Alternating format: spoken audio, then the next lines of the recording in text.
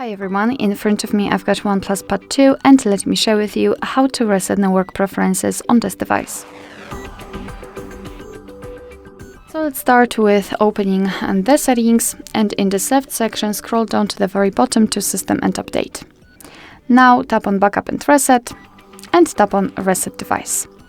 Here at the top we've got Reset Network and Bluetooth settings, so the option we're looking for, let's tap on it, confirm everything with the screen lock, tap on Reset, and we have to wait until we will see the information. It may take a while, but let me do it again, because sometimes it gets stuck. Okay, we've got it, and as you can see we've got the information that we just successfully reset network preferences.